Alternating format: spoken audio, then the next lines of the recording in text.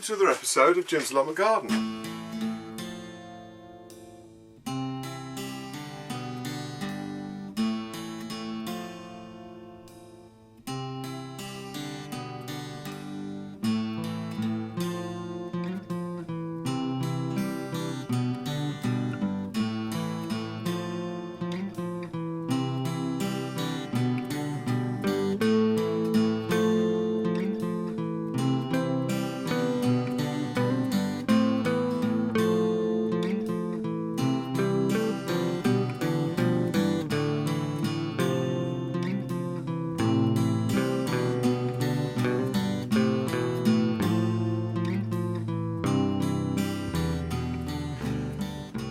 Okay, because of the nice weather that we've had, and we've also had a little bit of rain and stuff like that, it is one of the seasons of sort of plagues, if you like. And I know at the moment, you know, sort of quite a few people are getting sort of black fly and you know, sort of aphids on things. Now I noticed my next door neighbour, his broad beans were you know, sort of a little bit covered in black fly. Unfortunately, this is one of the downsides of owning an allotment. He chose not to treat them because he said, oh, they grow anyway. Now my beans, which aren't that far away, are also starting to get covered in them. And the trick with aphids is to get in there quick and to deal with it. And with most organic methods of you know, sort of dealing with pests and diseases and stuff like that, it's all about keeping on top of things and getting in there quick. If you wait till you've got you know, your plants are absolutely infested with aphids or whatever, then you're going to have, you know, a battle on your hands to clear them. If you can spot them quick and deal with them there and then, you know, then it's, you know, it's a smaller problem and easy, you know, and you know, to solve it, it's a lot easier.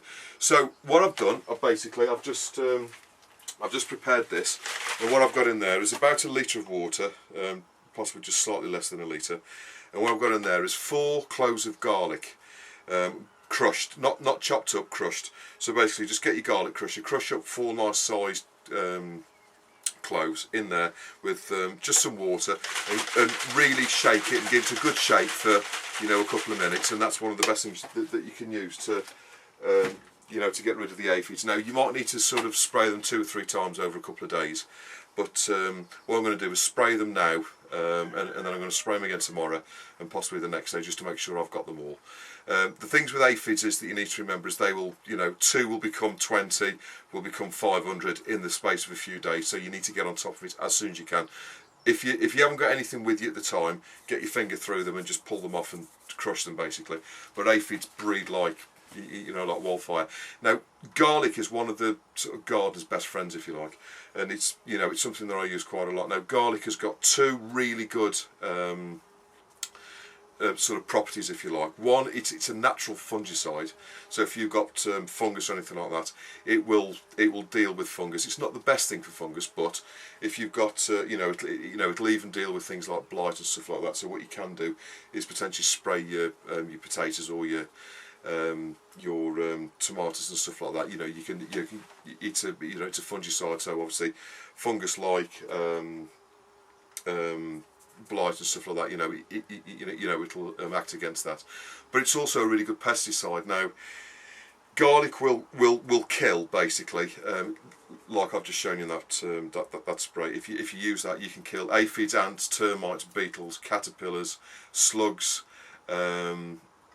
armyworms, carrot fly, root maggot, Japanese beetle.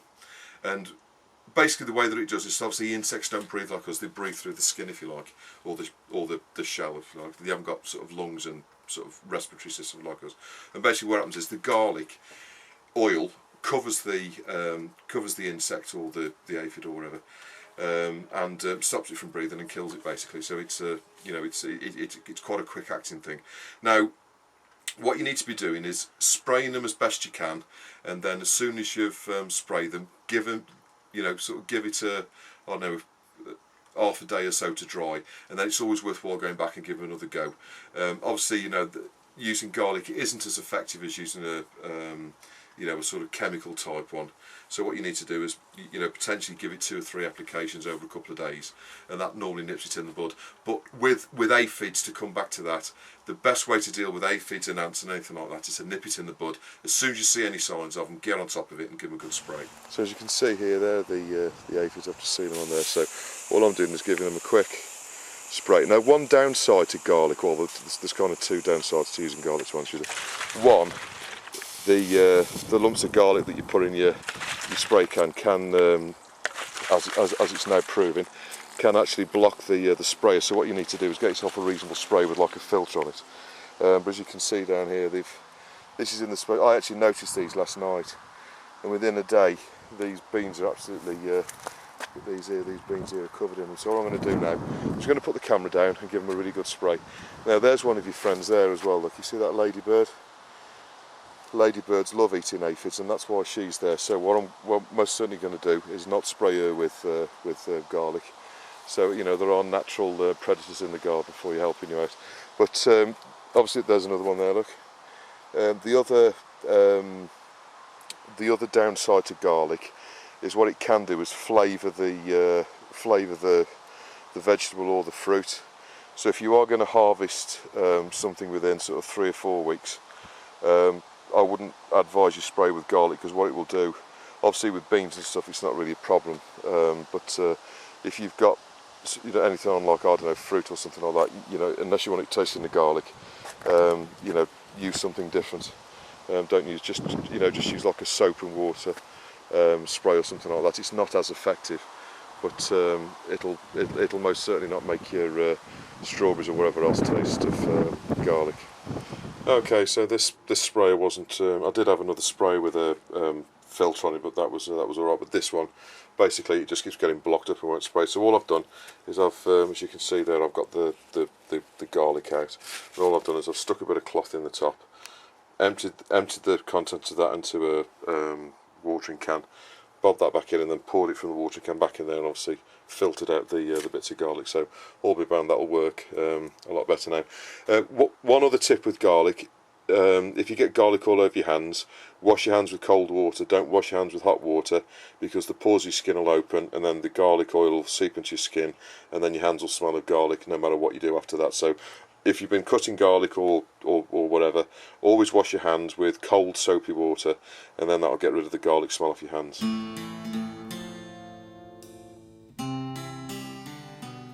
Okay, so I just want to do a few of the questions that we've had in over the last week. First one comes from Nick White, and he's had a couple of comments. First one, he's been saying about watering and you know, sort of difficult to judge.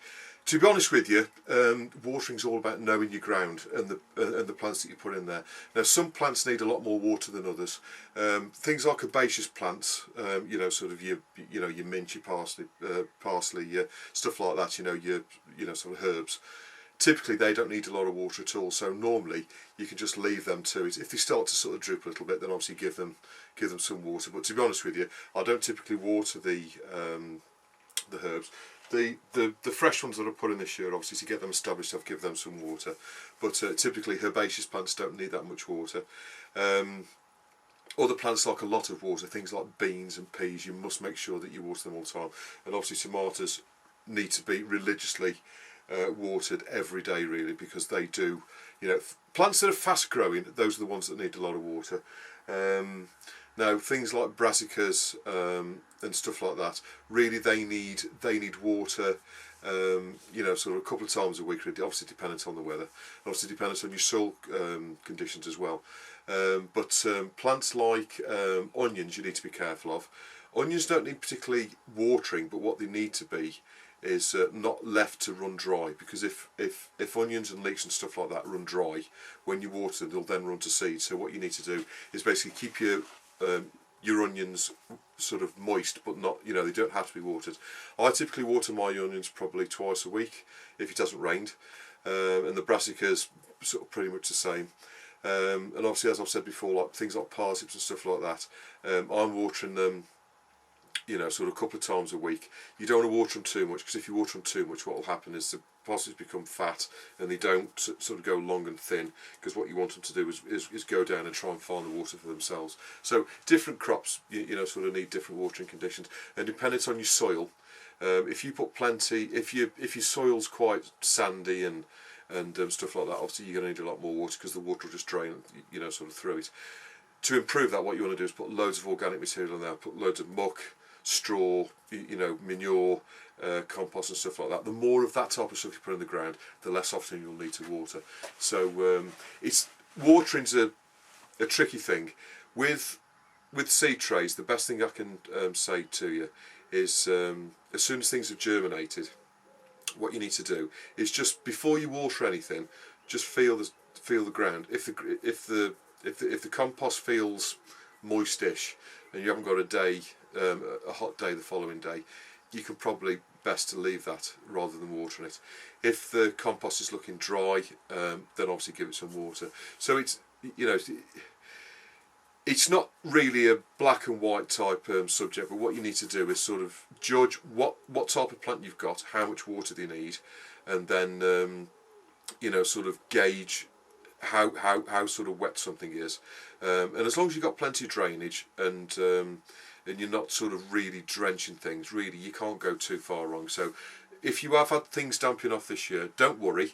I know you said that you've not got a vast amount of experience. This year's been a funny one, so don't sort of take this year. I've had stuff damping off, and I know everybody else has that's been gardening for years. So don't be sort of too put off. I've had loads of peas fail this year, and I've also had other things that have kind of damped off, and I've had to go for a second go.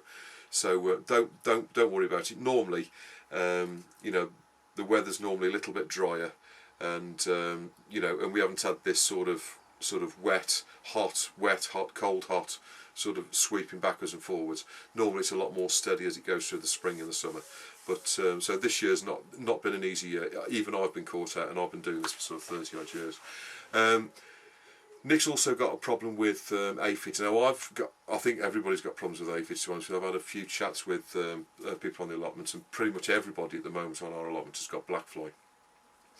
And the things with black fly, or any aphids, white fly, green fly, black fly, is to get them early. Now I have put a little video together, which I'll show you. It'll either be in this video or the next one, but I've put a few clips together, so I don't want to go into too much detail there. But basically I spray with garlic, and all you do is get 4 garlic cloves, crush them, put them into a jam jar, give them a good shake, and if you'll see on this clip what I did, I just poured that straight into the sprayer and sprayed it, and it got all clogged up. Now my old sprayer that I had before, which unfortunately broke, I could do that, but now this one's got a finer sort of filter on it and it gets blocked. So what you may need to do, like I've done, is put it in a jam jar, give it a good shake up, your garlic, give it a good shake up until all the garlic's been in there for sort of half an hour, it's had a chance to soak, and then just strain that through a little bit of cotton or something like that, just to get rid of the bits. Give that a wring out so it's all in there, and then make that up. I would say 4 garlic cloves to probably about 1.5 litres or something like that. So you know,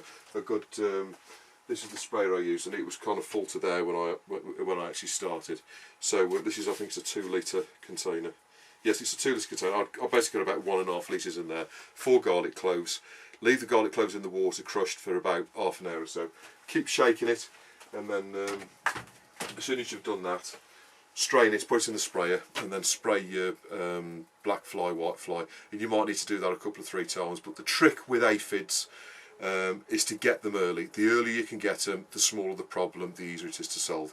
If you get to the point where the whole plant is absolutely covered in them, then you've kind of got 2 choices. You either need to, well, try spraying, but I think you're perhaps going to be too late at that point. As soon as you get a plant absolutely coated with black fly or white fly or whatever, you've basically down to the choice of either wash the plant completely with some soap and water to get them all off as best you can, or just to take the plant out that's affected and sort of ditch it basically. That's the only organic way, otherwise you're going to have to resort to chemicals, I'm afraid. Now I know Grumpy Poo's put a comment on there as well. She's planted some sacrificial plants by hers, which I do. I grow nasturtiums down the side, and they're all in the potatoes as well, to be honest with you. And also I've got calendula's at the front. What will happen is the black fly will attack them, then you take them plants out and take the black flies with you. If you're in a situation like I am, where we've got, there's 28 allotments here, and every allotment is basically covered in black fly at the moment. you're fighting a losing battle, because you'll kill what's on yours unless everybody does it at the same time and kills the lot off. You know, you're going to get more. So basically, you need to stay vigilant. If you get any black fly on your beans or your peas or anything like that, basically spray, and keep spraying until you got rid of them, and then check the following week, because they will come back and recolonate if you're not careful. But just try and keep on top of it. That's the best bit of advice I can give you. Next one comes from Muddy Boots over in Wolverhampton, Nigel, and he was talking about where did he get the seep hose. Again, I've done another video, funnily enough, last week in June, and because I've had a little bit of a problem with the seep hoses, but I'll show you that video either in this one or next one. But basically, the seep hoses came from Aldi's. Yes, they did come from Aldi's, and they were basically £6.99. They were £7. So. Which I thought was really good. If you look on the internet, really, you know, they were sort of basically the cheapest ones that I could find, and they are really good quality, even though I've had this bit of a problem, which I'll explain in the other video. Right, the next one comes from Marina Wilson, and she was talking about watering pots. Watering pots, quite frankly, isn't that difficult. The trick with pots is always make sure you've got a pot that's well drained, and that the compost has got some sand or gravel in there, so it'll, you know, the water will drain through. If you've got that in the pot, then you can't overwater. If you've got a pot, make sure you've got lots of drainage in the bottom, and basically the water can flow through easily. Then if you do overwater it, it'll just come out the bottom. So that's basically one trick that you can use. What you might need to do is, if you've got a particularly large pot, you know, what you might want to do is mix some, when you're putting your compost in, mix some sharp sand or some very fine gravel in there, and what that'll do is it'll allow the water to flow through if you overwater. Basically, don't put plants in too big a pot. It's always sort of quite tempting, you know, if you're trying to pot something up. I'm going to pot this pepper up soon, and it's quite tempting to put that in a much bigger pot. Now, when you're potting up a plant, never go for a pot that's any more than kind of a couple of inches bigger than it's already in.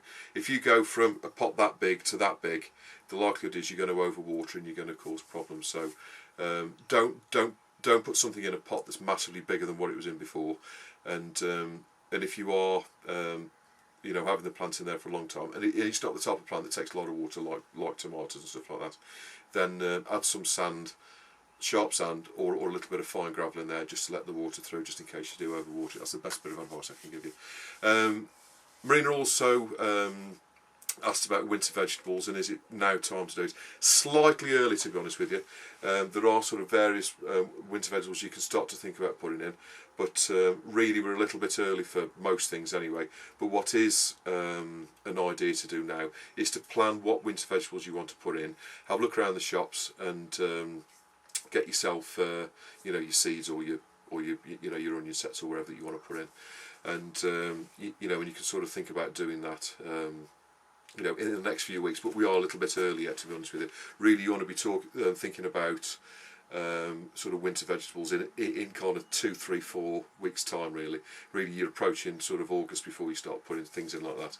But it's well worthwhile starting to plan out your plot now, to think out where you're going to put things and start to get your seeds or whatever bits and bobs together. But yeah, you should be start thinking about what you're going to do, but I think it's a bit early to start actually doing it yet, to be honest with you. The next one again comes from Nigel Muddy Boots, and he was saying about his birdhouse.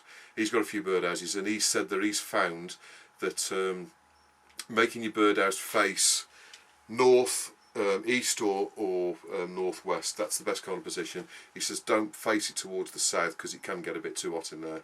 And he also said that if you want to attract blue tits and things like that to the birdhouse, then paint red around the door, and then it'll attract them to the you know, to the door of the birdhouse. Okay, and the next one comes from Tina, and she was also talking about the birdhouse gourd, and she was saying, "Am I going to put a drain hole in it?" Yes, I'd forgot to do that when I was doing it, but I'm just going to drill a little sort of 6mm hole in the bottom, so if any water does get in there, it'll drain out. And I'm going to make a little roof around the door.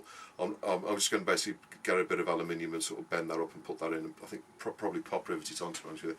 But I will take a quick video snap of that when I'm doing it. But to be honest with you, this week I've been quite busy, so I've not done any more to it this week anyway. But yes, Tina, I will get onto that. You know, when I've got 5 minutes. Next one comes from Teresa H, and she was talking about the kale and how do I prepare it. basically with kale, it's exactly the same as spinach the way I do. Basically, all you need to do is get yourself your sort of kale leaf, cut out the spine of the leaf, so you've just got the sort of the tender bit, and obviously the sort of the stalky spine which goes up the middle of the leaf. Throw that away, or give it your chickens if you've got chickens. And then what I do basically is cut about sort of 4, 5, 6 leaves up like that, and then put them on top of each other, and then roll them up like a cigar. So you end up with like a roll of sort of kale leaves, if you like. And then with a really nice sharp knife, I typically use a cleaver, but be careful because you'll take the end of your thumb off if you're not careful, which I've done before. Chop it up nice and fine, about every sort of 5mm, and basically shred it up. It's exactly what I do with the spinach as well. And then sort of chop it all up nice, and then I typically go back, so you chop it that way, and I typically cut it once there, so you end up with pieces that long and about kind of that narrow. Put them into a saucepan, no salt or anything like that. All I do is just put boiling water on there, boil it up for about, I don't know, 8-10 minutes, serve it on the plate, that's it, job done. So quite easy. And also Teresa was talking about the parsnip propagator, and also Mrs. Doyle's garden was also asking about the parsnip propagator. And all it basically is, and I've got it down here ready for next year, all it is 2 pieces of plastic. So this bit here and this bit here is 2 bits of plastic with some wood at either end, obviously screwed through. And these bits here are just basically pieces of the side out of a Coca-Cola bottle. So just get a hot bottle, cut the top and the bottom of it, and these end up being, I don't know, probably 7 inches or so long. And then all you need to do is roll them up and then bob them in the hole. So basically I've got a hole at the top. You can see at the top I've got holes there, and then if I take that out, I've also got holes at the bottom as well. So these slot in at the top and the bottom, which hold it all together. And then all I do is bob them in like that, fill those up with compost, and then plant your parsnips in the top, or whatever else you're growing. And then obviously you saw me the other week, as soon as you've got the parsnips and that growing and the roots all the way down to the bottom, dig yourself a hole pretty much the same size as that, unroll it and take it out and drop it in. Or what you can do is just take the whole thing out in the roll like that, so it's like that with the parsnip inside, drop that and down inside the hole if you didn't see the early videos, and then just, if you open it up like that and then pull that bit off the plant, that'll leave that on the ground, then just put the ground around it. The thing is with parsnips is you can't afford the tapping root to be disturbed, because that's basically the part that forms into the vegetable that you eat. If you do disturb that, you'll get sort of weird shaped parsnips, or it'll just break off and won't grow properly. So parsnips are a little bit more tender than other plants. Carrots are going to be sort of a similar line. So if you want to plant your carrots like that or anything like that, then that's obviously the way. Other plants like well, any other plants that you don't sort of eat the vegetables, most certainly you can grow them just in normal pots.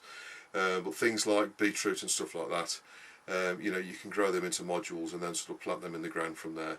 That's the way I did the swede this year, and as I said last week, I'm going to be doing that a lot more, because I can get much more controllable, much more you know, sort of better yields from doing that. So what I'm going to be doing in years to come is I'm going to be making a few more of them, larger ones, and I'm going to be growing a lot more vegetables in them to put out in the spring.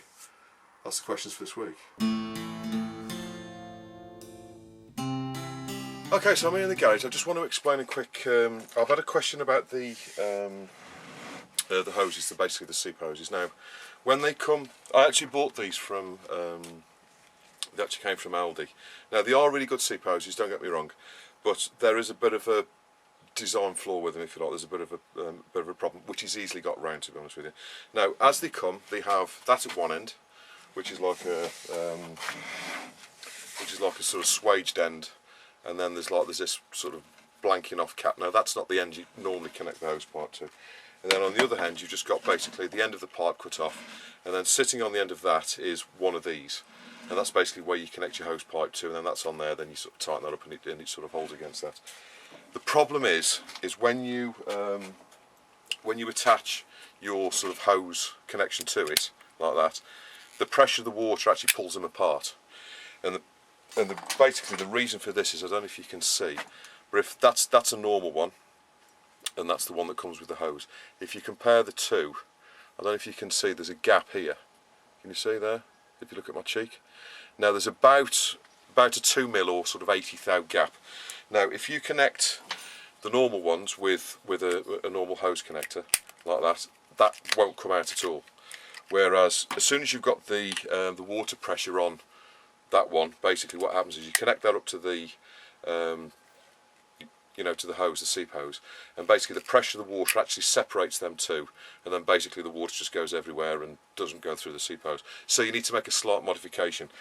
I'm not knocking these at all. These were really cheap, to be honest with you. I mean, I paid I think it was $6.99 for a 15-16 metre length of this, and really if you compare that to everybody else, it's incredibly cheap. So there's an easy way around this. Basically what you need to do is, when you buy, for every hose that you buy, what you need to buy is one of these. Now you can get these at Tesco's.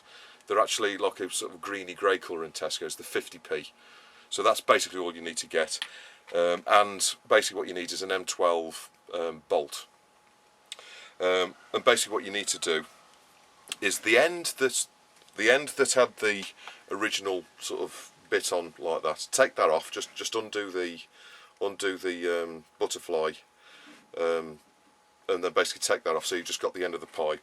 Now what you need to do is basically block that end of the pipe off, because that's going to be the other end now, because we're going to attach the hose pipe to the other end that's feeding the and the way to do this is basically get yourself some glue. I've just got some all-purpose glue, because obviously this pipe's porous, and it's not, because of the material it's made from, you can't use standard hose sort of fittings and stuff like that.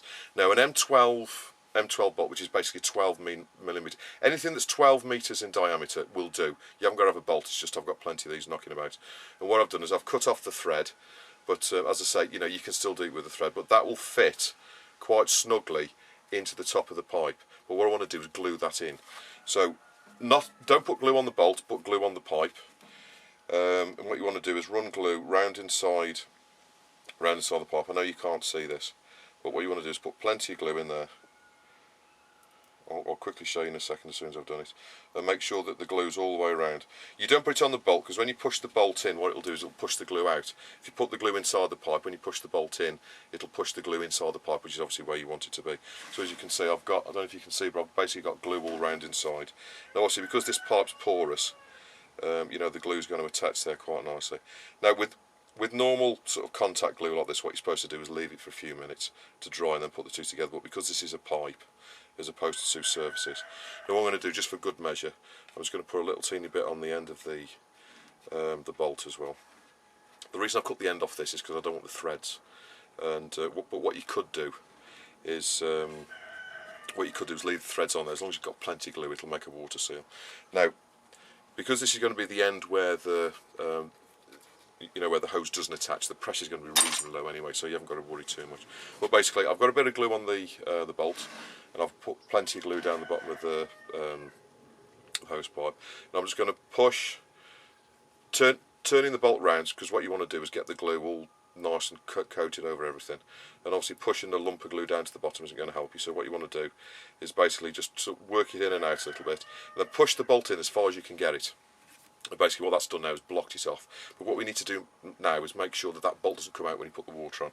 So just to protect the pipe, I'm going to put some of this, this is actually harness tape, but it's like insulation tape, but it's not sticky.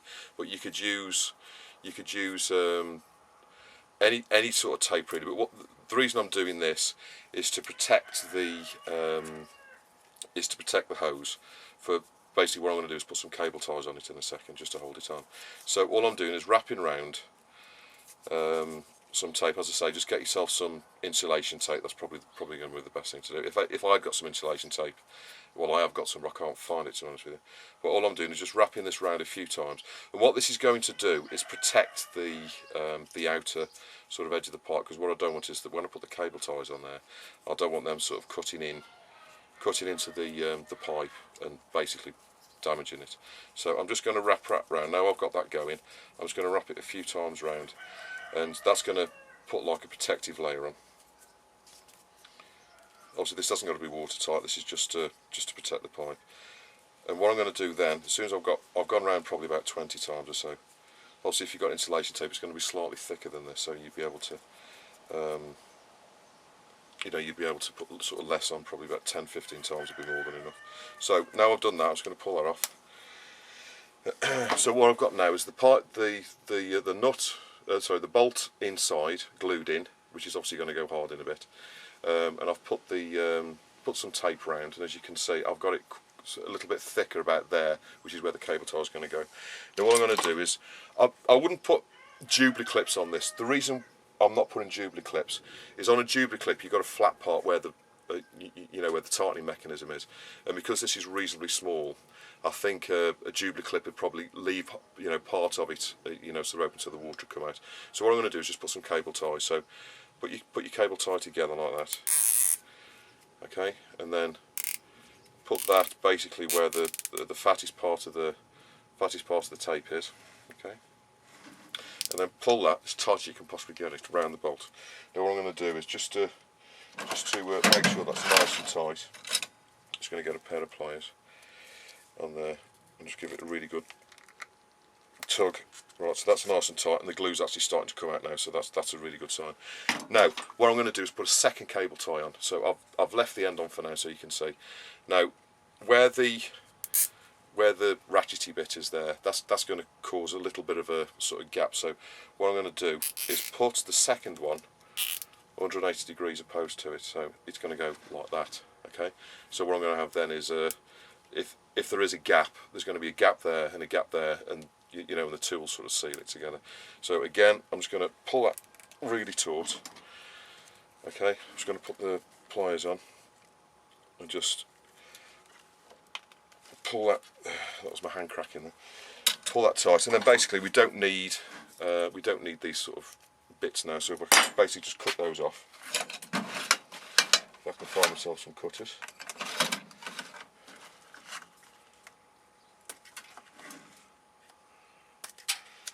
So basically the end that used to have the post part going to it will end up looking like that. So basically you've got a bolt glued inside, lots of tape wrapped around, and then I've got two cable ties sort of 90 degrees apart, sort of 180 degrees apart. So that's that end blocked off. The next bit's really easy. So that's the other end, and as you can see there's like a swage joint on there, which is really useful. If you just unscrew that part, what you end up with is a threaded end. And as luck would have it, in fact it's probably not luck, but the normal joints that you can get from Tesco's, 50p in Tesco. So if you go to a reasonably large Tesco store, they've got these in abundance at the moment, or at least the ones by me. And these are basically 50p. There's a whole raft of sort of joints and connections and stuff like that for hose pipes. But these are 50p. But as I say, the ones in Tesco's are sort of 50p, but these do come in. If you get any packs with hose pipes and stuff like that, you always end up with these, which is basically the tap connection which goes onto the mains tap. All you got to do is basically make sure you've got a rubber O-ring inside there. Basically just screw that on there. So what you're doing now is you're feeding water into the end that was blocked, and the end that was blocked, you're going to, the end where you used to feed water in, that's now blocked. So basically you're using the hose pipe in reverse, if you like. Now, because you've got one of these on the end, obviously you connect your hose pipe onto there, and then that's going to not come off. Now, the first week I used these, which was kind of last week, to be honest with you, if you really sort of ram it in and sort of get it, it will stay. But I thought I don't really want to be doing this every 5 minutes. So, but if you get yourself one of these and put them in, I'm not knocking Aldi at all. These are really good pipes, and as soon as you get this little mod done, they are really fantastic. So all you need to do is screw one of them on the end, and then basically block the other end off by putting an M12 12mm wide bolt up inside it with a bit of glue, tape, a couple of cable ties, job's a good one, and then you just basically connect your hose pipe onto there, and everything's all good. Now,